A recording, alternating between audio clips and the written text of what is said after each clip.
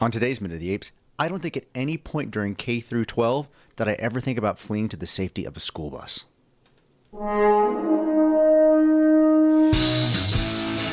Take your stinking paws off me, you damn dirty ape! The divine bomb. The only good human is a dead human!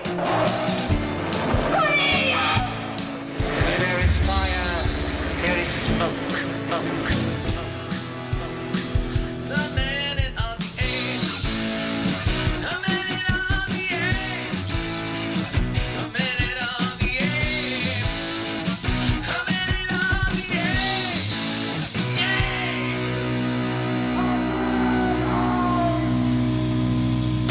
Hello and welcome to Minute of the Apes, the daily podcast where we break down every minute of the Play the Game movies 1 minute at a time. I'm Todd. Hey, Todd, listen to that. Yeah, I know. Yeah. You are gravelly this morning. I told the guys Hello, Brenda Vaccaro. It's the quiet storm. I played 2 gigs yesterday, 5 hours of singing, so I may sound like this all day. We didn't give you any shit until we started recording. Until they heard me go, hey.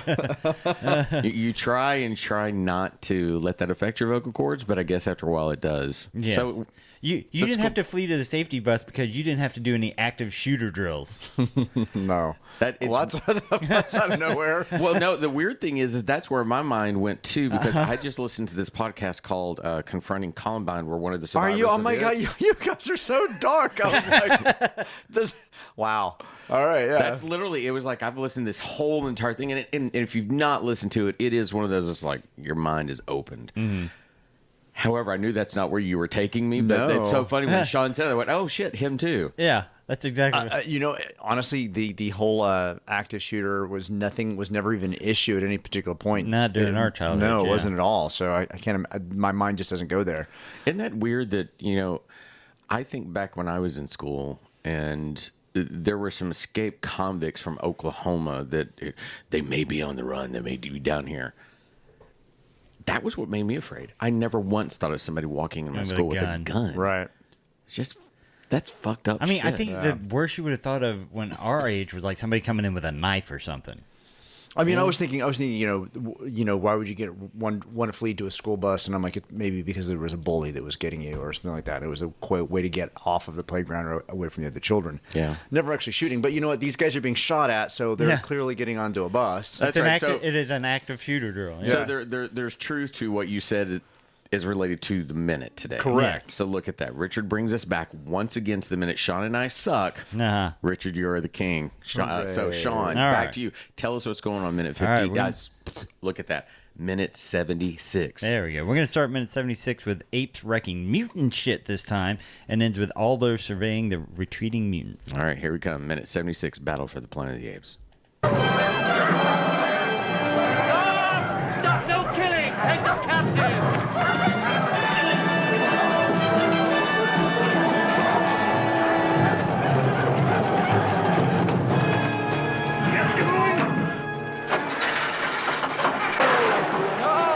No, don't kill them! Take them prisoner!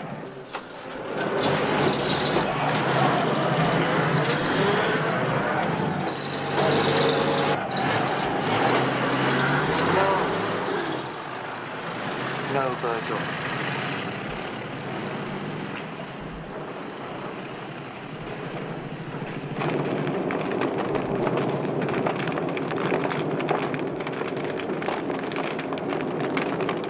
All right, Virgil. Let's go.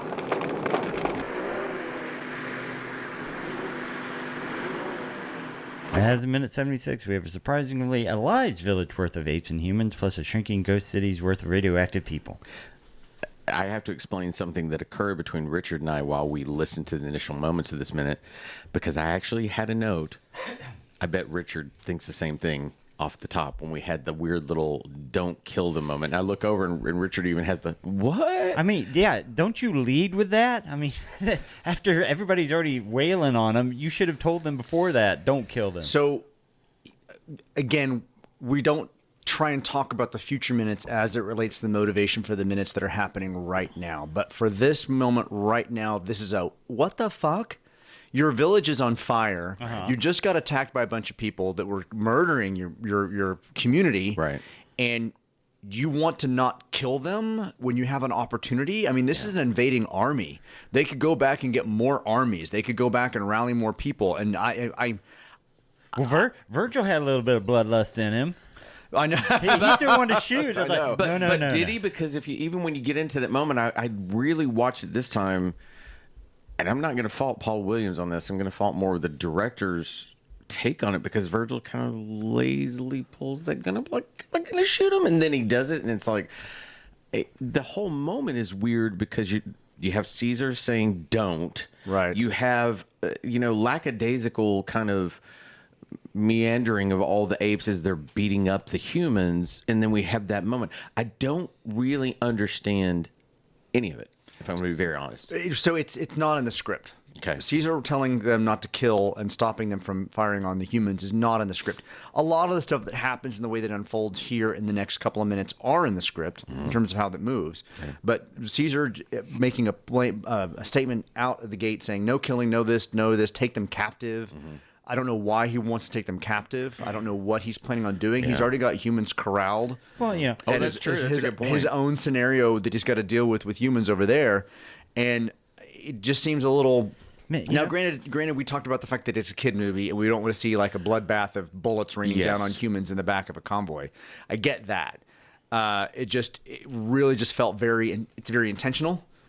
It wasn't in the script. And I don't know why they had to write those no killing, unless it's just for this minute. I feel like if they had just said, remember, no killing, instead of making it seem like he'd already told them that, instead of just saying no killing, remember, no killing. Take them captive, take them prisoner. What would the goal of that be? That's my thought too. Because even with you saying that, I sit there and I think, but why? They have shown nothing but aggression because they came to you. They attacked you. I think now that could have been a speech. And they may be like suffering radiation poisoning. There may be all sorts of risks with having these mutants as a part of their population. What is he going to interrogate them? Is he going to I think Caesar is trying to show that he's better than them. So it's kind of a little bit of turn the other cheek. Yeah, they came in here and wrecked our house, but we're still going to be better than them and not kill them. Maybe we can. If we had heard that speech, if we had heard Caesar say something like, "Hey, just because they do this to us does not mean we need to do it to them. A new beginning has to emerge at some point." Anything like that. We've talked about in the minutes leading up to this that there didn't seem to be a coherent ape plan in terms of this attack. Right. The barricade, the fall back, the play dead, fight like apes, all that we didn't have a second in command or primary in command, particularly with Aldo absent, to have that kind of conversation. Right. So this also feels like it needed to have that moment of explaining why we're doing to somebody who's in charge, who is then relaying Caesar's orders or something. It could have just easily been Virgil, but it wasn't. Could have been Aldo, but Aldo's still MIA. It was just... We might be seeing Aldo. Something might be on the verge of showing up. Okay, here. we've been saying that for the last 15 fucking minutes. I don't know where he is. I mean, he's still not here. It is just one of those that I wish that what Richard had just said, where people were sitting around talking and the things that they'd been through. Even when he told Virgil no, I couldn't remember because I've not watched this movie all the way through. I thought, does he say something at this point like that cliche of they've already been through too much? Did you've seen their city, the hell they're going back to? That kind of thing could even be said there. Why does he stop him from because I had that as a note. No, Virgil. They've got 3 days to lick their wounds on the way back to their dead city. It's like, what? So the minute starts with more netting being thrown over humans, apes beating the Sean's humans. netting that he loves so much from the first movie. The apes beating the it works, things. Man. We then jump to another scene of, let's see, what is it? Is it the convoy one? Where everybody's running towards the bus. They're running. No, we actually jump to. Yeah, they're running towards the bus. Oh, I didn't give a visual recap. I'm so sorry. And we get 4 people, mutants. One of which is Culp getting into the bus. And again, it's the dangling pendant with the black turtleneck and the black jacket and the pants that reminds me of that kind of swingers 70s thing. And it's very obvious when you get that kind of looking up at him as he's trying to scurry into the bus, and I'm like, oh man, I want to put on some disco music and just kind of watch him. The disco cut of this film. Okay, so I didn't do my usual thing, and I'm showing the fact that I played too much music last night. So even when you look at this visually, I'm going to jump back and say we got humans in nets, we got chimps jumping all over. Even orangutans on top in that shot yeah. are beating up some humans, which is the first time we've really seen their overt aggressions. As we pan across, we see them run to the bus, and as you said, there's Mr. Pendant, and we have humans in the back of a troop transport, guerrillas and whatnot going. Virgil tries to shoot. Now so this is, I'm going to pick on again the laziness of the screen direction. Because when the humans leave, they are leaving left to right. And that's when Caesar talks to Virgil. Now, they do go for what's called a neutral shot, where we just have the huts burning. Yeah. When it's flat, that's neutral. You can change directions. However, when the humans leave, now they're going from right to left. Yeah. And it's like, why?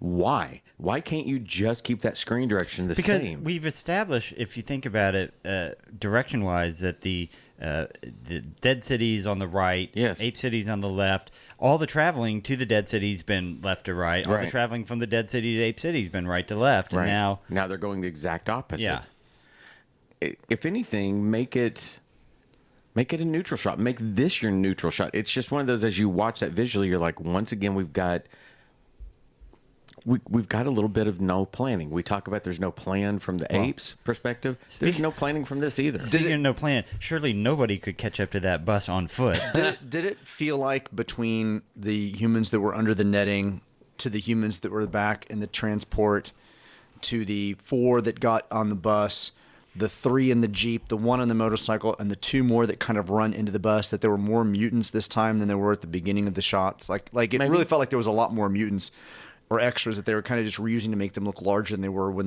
we started. We had the wide shot of all of them there. We're like, well, that's a really good point, especially when you look in the back of that troop transport. There are, I'm going to look. You see 3, 4 people maybe? There's a couple outside of it as well.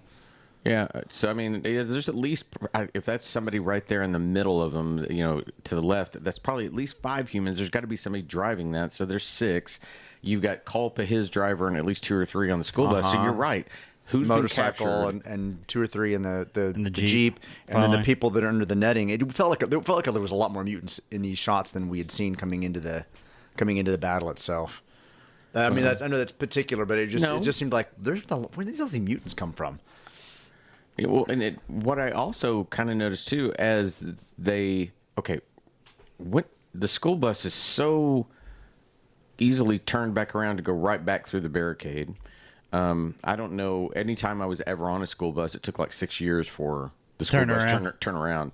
But even this shot between Cornelius Caesar and Virgil, as they go through the barricade, is back to that more interesting angle of the barricade that we wished for earlier. So it's almost like everything, there's no planning even with this. There's no planning. There's no discussion. It's just it's a mess. I'm trying to read the school bus. Does it say community? It does. It says in there? Community, and I can't read the numbers. Yeah, I had noticed that earlier when it's like when the first shot we ever see of the bus when they're getting on is like community. It's like wow, and in a very odd cursive font too. I just love the random guy that's running to get on. Try to get on. Get on the school bus. Get on the school bus. Don't close the door. And then Caesar kind of stops him, and then we see the final vehicles that are leaving, and it's the Jeep, the motorcycle, and the school bus, which means we lost the transport carrier and a couple of Jeeps and a couple of cars and a motorcycle. Okay, so to your point about the guy running, should that not be who Virgil's aiming at? Because if you're going to shoot a school bus, you're not going to do a whole lot of damage. Yeah. If he had been aiming at that would seem more immediate. Or the Jeeps or the motorcycle, yeah.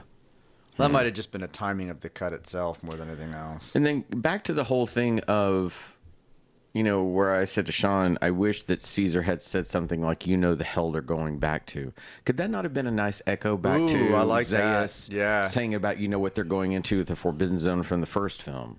Yeah. That would have been a nice touch to let us know that they're not going back to somewhere safe either. Right. And why there's no need to actually kill them because they're already a city in pain or people in dire straits. Right. That might have been a different argument if he'd said, like, we've already decimated them. There's not, we're not going to get anything out of murdering them now. No use in punching down. And I would have actually bought that. That would have shown me a side of Caesar that's at least merciful. He understands you can die here, you can